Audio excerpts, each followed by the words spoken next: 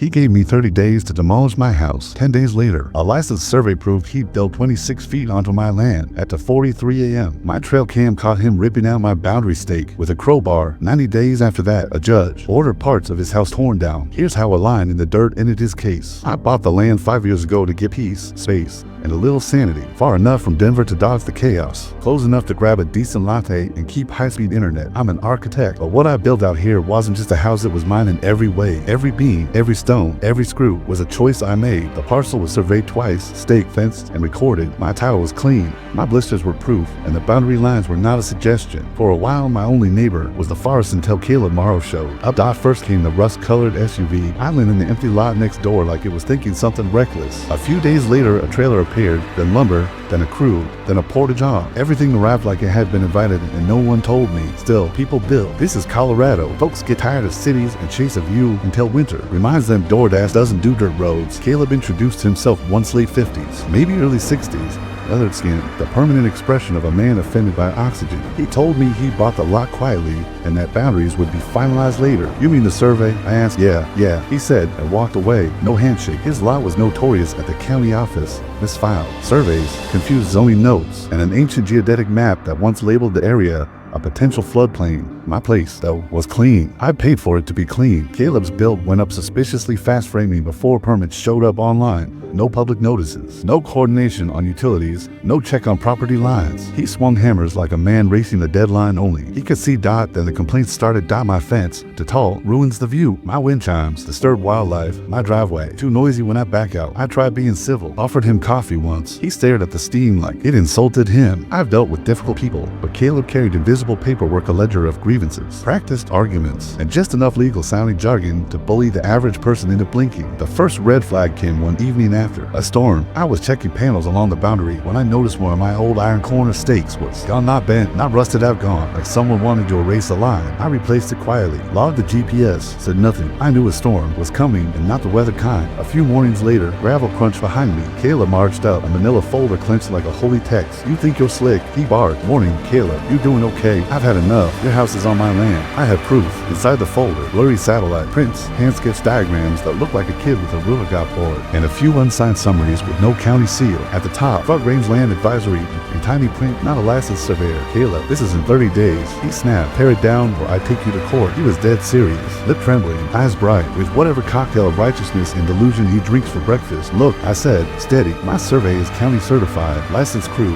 My house is fully inside my parcel. Mistaken? He laughed sharp, unhinged. I hired an expert. That gutter is 6 feet into my lot. Your AC over the line. You've been stealing an inch at a time. That's when I knew this wasn't a misunderstanding. It was a siege. I spent that night knee deep in folders, original survey, certified plat, county boundary confirmations, everything ironclad. But facts don't help when someone's rewriting your story louder than you can tell it. The next day I went to the record's office, pulled my parcel history, rate checked IDs, and called the surveyor from 5 years back. He remembered the job. Gavin Hale, right? He said, north line was clean as glass. We triangulated off that big boulder. That boulder is still there, scarred and stubborn. Unlike Caleb's grip on reality, if he wanted legal, I'd go legal. I hired a heavyweight Roman Vega, second-generation surveyor, famous for being forensic and allergic to shortcuts. Full workup, he asked boundaries, elevation, easements, all of it. I said, stamped, notarized, ready for court. 10 days. His crew arrived with GPS rigs, drones, tripods, tablets, and a forest of neon flags. They measured everything. My parcel, Caleb's lot, and the properties on both sides. Roland came himself. On day 4, crouched at my southeast corner, stared at the soil, and said,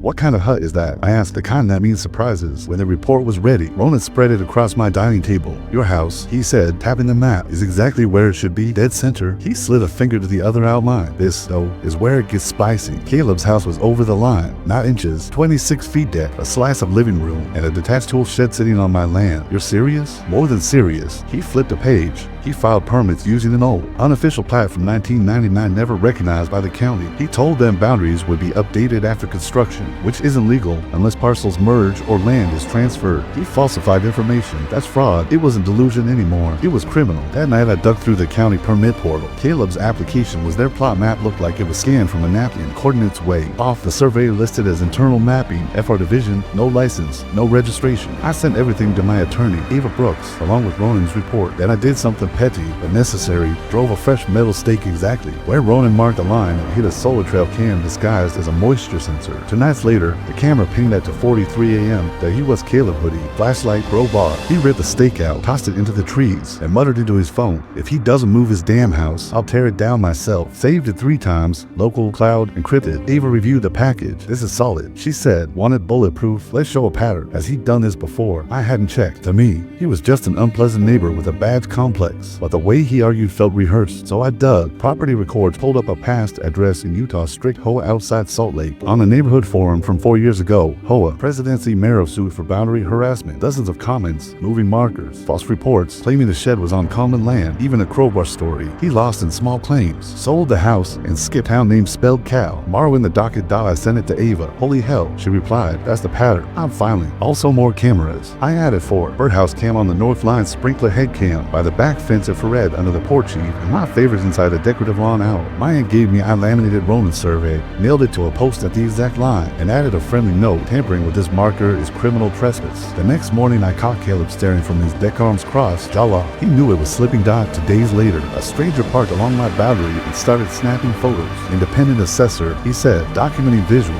encroachments for a private client. I didn't need to guess the client. Ava filed the lawsuit that afternoon: unlawful encroachment, fraudulent permitting, destruction of property, and willful harassment. We attached the midnight video for Desert.Court. Isn't TV, no soundtrack, no gasps, just carpet, wood, and paperwork. But Caleb tried to make it theater. He walked in with 2 men in navy blazers and a tube full of technical documents. Judge Harmon Sharp, no nonsense, called us to order. Ava led with everything: GPS survey, cadastral overlays, permit records, and the 2:43 a.m. crowbar performance. The judge asked for the video. Ava slid a drive across the table like a Nick Rock. Caleb went on the offensive. "Your Honor, their data is manipulated. I have professionals. His experts didn't survive 5 questions. First guy, survey advisor with no license. Testimony struck. Second, logistics analyst, who turned out to be Caleb's accountant, Mr. Morrow." Judge Hartman said, pinching the bridge of her nose, "Do you have any witness with surveying credentials?" "I have data," he insisted, "and reason to believe Mr. Hill's survey is fake." Ava stood. "We also have video evidence of Mr. Morrow removing a boundary marker and threatening to destroy my client's home." The clerk played the clip. Night vision green.